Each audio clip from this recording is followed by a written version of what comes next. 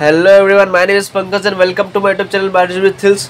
आज के इस वीडियो में हम बात करने वाले एविडेंसेस ऑफ इवोल्यूशन के बारे में, जिसके अंदर मैं आपको बताऊंगा palaeontological evidence, morphological evidence, anatomical evidence and embryological evidence. तो चलिए बिना किसी बकवास के शुरू करते हैं आज का हमारा लेक्चर। सबसे पहले मैं आपको बताता हूँ पैलेंटोलॉजिकल एविडेंस के बारे में।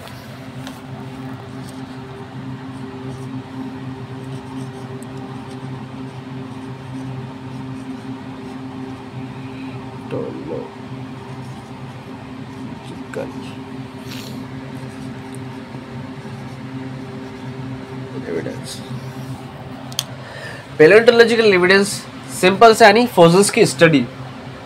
फॉसिल्स, जब कोई एनिमल मरता है तो उसकी डेड बॉडी अर्थ क्रस्ट की डिफरेंट लेयर्स में धंस जाती है। अब जब हम उस फॉसिल्स को निकालेंगे, उसकी रेडियोएक्टिव डेटिंग करेंगे, जिससे हमको उसकी एज पता चलेगी, वो कौन से सेडिमेंट्री लेयर में है। उससे हम फॉसिल्स को निकालेंगे, उसकी रेडियोएक्टिव डेटिंग करेंगे, जिससे हमको उस फॉसिल्स की एज, इरा, इपोक सब कुछ पता चल सकता है। ठीक है।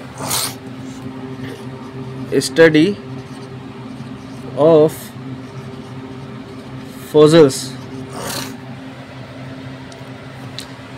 अब उस एनिमल का बोन्स हो सकती है, टीथ हो सकते हैं, ये सब उसके फॉसिल्स हो सकते हैं।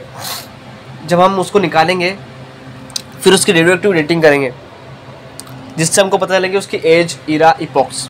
ये इन्फॉर्मेशन हमारे लिए बहुत काम की हो सकती है, जिससे हमको उसके वो एनिमल कौन सा था उसके बारे में जानकारी मिल सकती है, उसके बहुत सारे फीचर्स हमको पता लग सकते हैं इससे। ठीक है, तो चलिए अब बात करते हैं एम्ब्रियोलॉजिकल एविडेंस के बारे में। This is proposed by Ernest Haeckel, जिन्होंने कहा था कि embryos of all vertebra develop a raw vestigial gill slits which is function only in fish and not in any others animals adult stage। मतलब हर vertebra अपने embryo stage में एक vestigial Gill slit develop कर लेता है, जो कि सिर्फ फिश में ही फंक्शनल होती है, किसी और एनिमल में नहीं। अब ये जो इसने बोला था अर्नेस्ट हैकेल ने, वो डिस्प्रूव किया था कार्ल अर्नेस्ट वॉन बियर ने। उन्होंने ऐसा कहा कि ऐसा कभी भी नहीं हो सकता कि एक एनिमल किसी दूसरे एनिमल की एडल्ट स्टेज से गुजरे। ठीक है, तो this is disproved by Karl Ernst von Baer. ठीक है, तो चलिए अब बात करते हैं मॉर्फोलॉजिकल एंड एनाटॉमिकल एविडेंसेस के बारे में।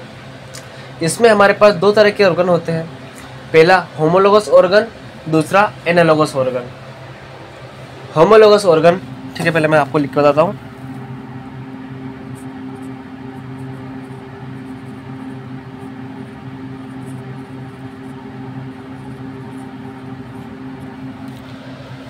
इन ऑर्गन में इनका स्ट्रक्चर सेम पर इनके फंक्शन डिफरेंट।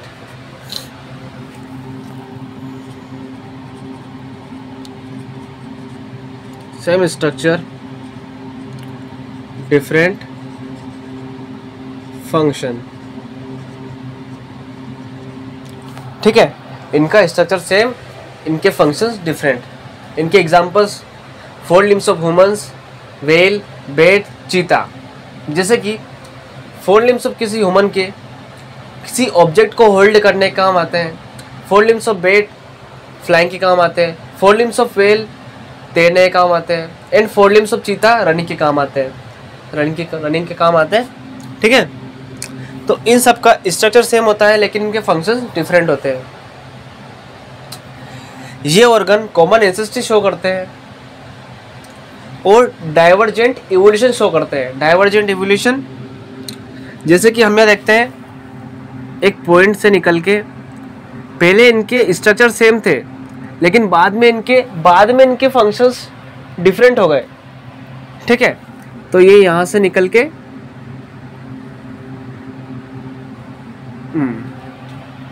ये हो गया डाइवर्जेंट इवोल्यूशन। ठीक है, डाइवर्जेंट इवोल्यूशन। ठीक है, अब एक तो इसका एग्जांपल हो गया, अपन ने एनिमल में दे दिया। अब एक इसका एग्जांपल प्लांट्स में भी है, thorns of bougainvillea and tendrils of Cucurbita. ठीक है, ये इसका एग्जांपल ये प्लांट्स में आ गया, होमोलोगस, ये भी होमोलोगस है। ठीक है, अब सेकंड हम बात करते हैं एनालोगस ऑर्गन के बारे में।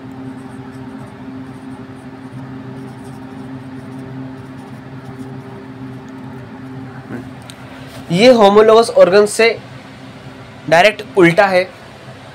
यहाँ पे क्या होता है, इनके फंक्शन सेम होते हैं, इनके स्ट्रक्चर डिफरेंट होते हैं। यानी कि डिफरेंट स्ट्रक्चर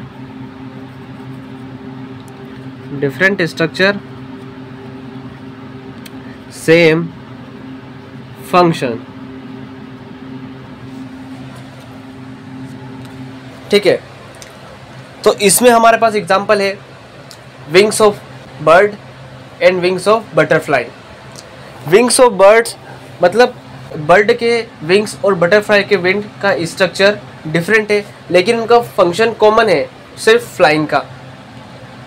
ठीक है, हमारे पास इसके एग्जांपल आते हैं eye of octopus and eye of mammals. इनमें क्या डिफरेंट है, इनके रेटिनल स्ट्रक्चर डिफरेंट होते हैं, लेकिन इनका फंक्शन एक कॉमन विजन का इनका एक फंक्शन होता है। ठीक है, इसके बाद हमारे पास आते हैं flippers of penguins and dolphin. ठीक है, इनका स्ट्रक्चर अलग होता है, पर इनका फंक्शन एक कॉमन होता है, स्विमिंग का। ठीक है, तो ये सब एग्जांपल एनालोगस स्ट्रक्चर में जाएंगे। जैसे कि यहाँ पे डिफरेंट स्ट्रक्चर सेम फंक्शन है, यहाँ पे था डाइवर्जेंट इवोल्यूशन। अब ठीक है, अब यहाँ पे डिफरेंट फंक्शन से सेम स्ट्रक्चर पे आ रहे हैं। ठीक है, तो डिफरेंट फंक्शन से सेम स्ट्रक्चर पे आ रहे हैं, यानी कि कन्वर्जेंट इवोल्यूशन। ये कोई कॉमन एंसेस्ट्री शो नहीं करते, ये है कन्वर्जेंट इवोल्यूशन। ठीक है, ये कन्वर्जेंट इवोल्यूशन है। तो चलिए अब बात करते हैं इंडस्ट्रियल मेलनिज्म की। तो ये बात है इंग्लैंड की, जहाँ पर दो तरह के मोथ प्रेजेंट थे, वाइट विंग्ड मोथ और दूसरा ब्लैक विंग्ड मोथ या फिर मेलनाइज्ड मोथ। अब वहाँ पर इंग्लैंड में देखा गया कि जब इंडस्ट्रियलाइजेशन नहीं हुआ था, मिड 1850 में जब इंडस्ट्रियलाइजेशन नहीं हुआ था, तो वाइट विंग्ड मोथ की संख्या बहुत ज़्यादा थी कंपेयर टू मेलनाइज्ड मोथ। अब 1920 में इंडस्ट्रियलाइजेशन के बाद ब्लैक विंग्ड मोथ ज़्यादा हो गए और वाइट विंग्ड मोथ कम हो गए। ठीक है, इंडस्ट्रियलाइजेशन के बाद। अब ये क्यों हुआ, कैसे हुआ, इसी के ऊपर ये टॉपिक बेस्ड है, इंडस्ट्रियल मेलनिज्म। तो चलिए मैं आपको बताता हूँ कि ये क्यों, कैसे, क्यों हुआ। तो समझिए बात को कि जब 1850 में इंडस्ट्रियलाइजेशन नहीं हुआ था, तो वाइट विंग्ड मोथ की संख्या बहुत ज़्यादा थी। अब मोथ क्या करते हैं, मोथ पेड़ के ऊपर बैठ जाते हैं और वहाँ पर इंडस्ट्रियलाइजेशन नहीं हुआ था, उसकी वजह से लाइकेंस अच्छे से ग्रो होते हैं, वाइट कलर के लाइकेंस ग्रो होते हैं। तो वो मोथ जो है वो अपने आप को वाइट लाइकेंस में छुपा लेते हैं, जिसकी वजह से प्रेडेटर उनको ठीक से देख नहीं पाता है और ना ही उन पर अटैक कर पाता है। तो जो ब्लैक कलर के जो मोथ होते हैं उनको वो वाइट कलर के बैकग्राउंड के कॉन्ट्रास्ट में अच्छे से देख लेता है प्रेडेटर और उनको मार देता है। इसी वजह से जो ब्लैक विंग्ड मोथ थे उनकी संख्या कम हो जाती है और जो वाइट विंग्ड मोथ है उनकी संख्या बड़ी की बड़ी रहती है। अब 1920 में आफ्टर इंडस्ट्रियलाइजेशन क्या हुआ, इंडस्ट्रीज आई, उनके पोल्यूशन से लाइकेंस सारे हट गए, क्योंकि लाइकेंस वहीं ग्रो होते हैं जहाँ पर पोल्यूशन नहीं होता है। लाइकेंस कभी भी पोल्यूटेड एरिया में ग्रो नहीं होते हैं।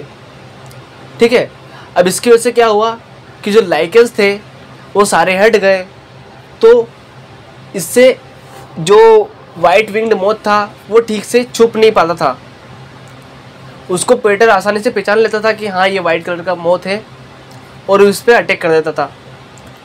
अब इंडस्ट्रीज़ के पोल्यूशन से जो पेड़ था उसमें पोल्यूशन से वो काला हो गया। ठीक है, जिससे जो ब्लैक विंग्ड मोथ था वो उस पर बैठता था और प्रेडेटर उसे पहचान नहीं पाता था, और वाइट विंग्ड मोथ को आसानी से पहचान लेता था, इसलिए उसका अटैक कर देता था। तो इसी वजह से जो वाइट विंग्ड मोथ की संख्या है वो कम हो जाती थी और ब्लैक विंग्ड मोथ की संख्या बनी की बनी रहती थी। तो आज का टॉपिक यहीं पे ख़त्म करते हैं। पढ़ाई करते रहिए। All the best. Thank you.